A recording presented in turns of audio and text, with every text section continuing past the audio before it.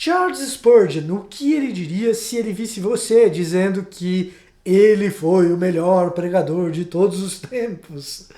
Olá, eu sou o Victor Fontana, esse aqui é o meu canal, ele pode ser um pouco seu também. Para isso, se inscreva nesse canal, ative as notificações, a gente tem vídeo todos os dias, falando de Bíblia, falando de teologia, e hoje vamos falar de Charles Spurgeon, pregador reformado, favorito de muitos, e ele mesmo acho que jamais diria a respeito de si próprio: eu fui o grande pregador de todos os tempos.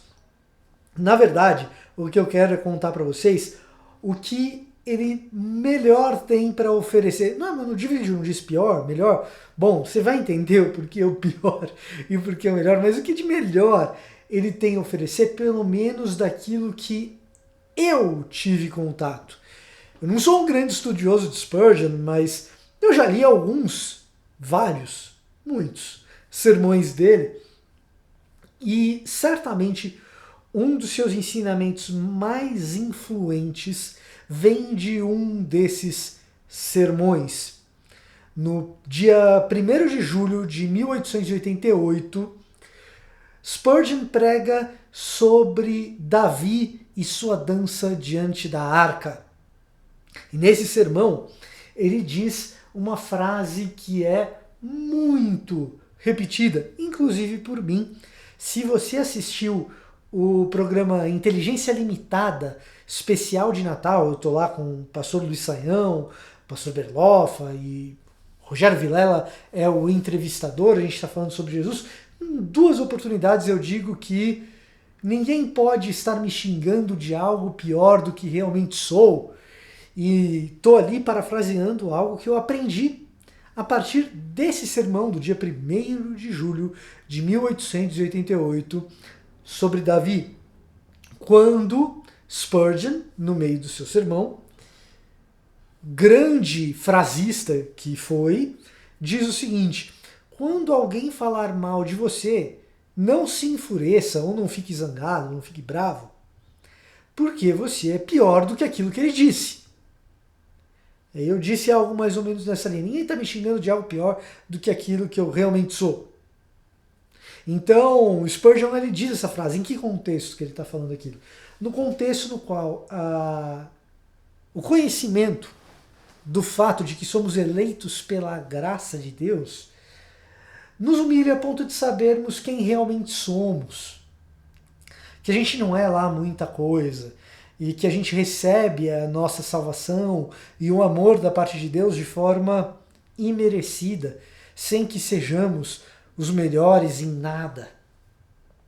E então a eleição ela traz para nós esse senso de humildade, de saber que tem coisas que eu penso que já pensou se todo mundo soubesse?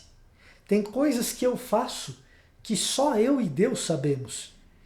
E talvez se a minha esposa soubesse de tudo que eu já fiz e tudo que eu já pensei, ela ficasse muito brava comigo. Como Deus sabe e fica. E talvez, eu não sei, haveria um grande esforço para a gente se reconciliar se ela soubesse tudo que eu já fiz e tudo que eu já pensei. E da mesma forma, se eu soubesse tudo que ela já fez, tudo que ela já pensou, a gente ia ter uma bela de uma DR. Deus sabe tudo que eu fiz e tudo que eu já pensei, tudo que você fez, tudo que você já pensou.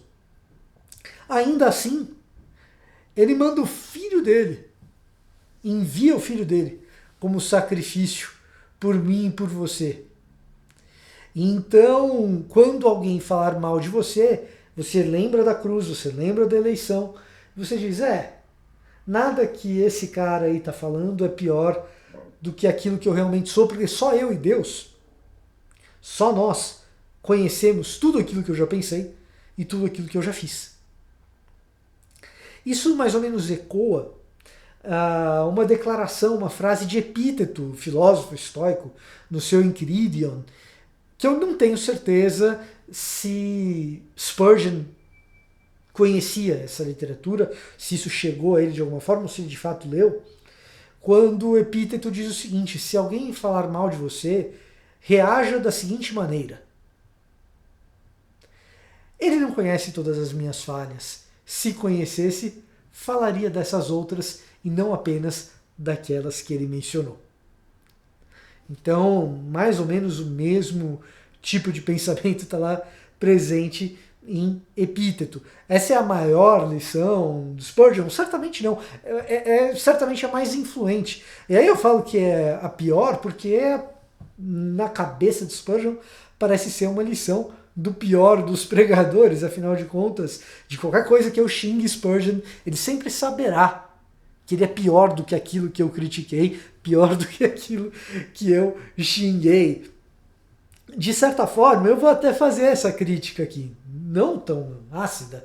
Spurgeon é um grande pregador. Agora, esse sermão, curiosamente, do dia 1º de julho de 1888, é um belo exemplo de como não fazer exegese e do que não é um sermão expositivo. Na verdade, é um belo exemplo de como usar a sua teologia para impor ao texto aquilo que você quer dizer, com um belo de um trampolim. Tá usando ali um episódio de Davi para falar sobre soteriologia. Evidentemente, aquele texto não é sobre isso.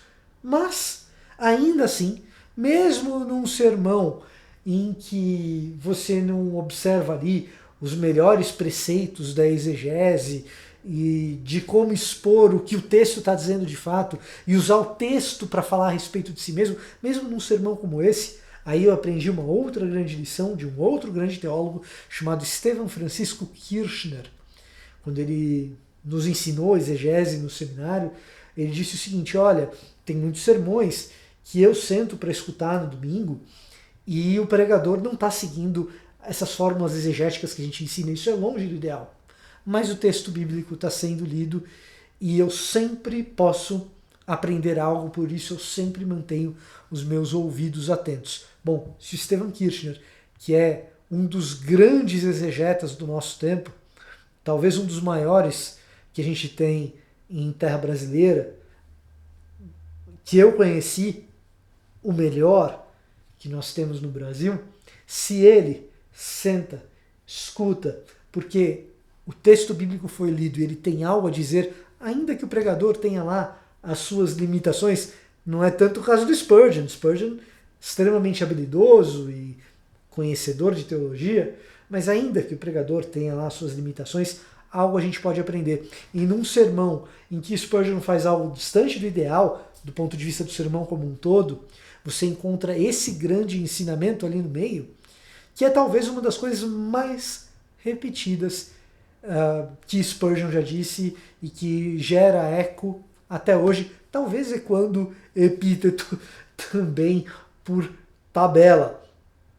Então, se você quer conhecer Spurgeon melhor, eu vou procurar deixar alguma coisa aqui na bibliografia, que eu deixo sempre na descrição do vídeo. E aí o que acontece? Toda a descrição de vídeo eu procuro deixar indicações de livros, porque você vá na Amazon e compre o livro e leia. Quando você faz isso pelo link na Amazon, é a melhor maneira de você ajudar o canal, porque uma pequena comissão vem para mim. Você paga o mesmo valor que você pagaria normalmente, mas um pouquinho vem aqui para o canal. Então, dá uma passadinha nos links, dá uma olhada no que tem aí na Amazon para você ler e enriquecer o teu conhecimento. Esse era o meu recado para hoje, eu vou ficando por aqui e até a próxima.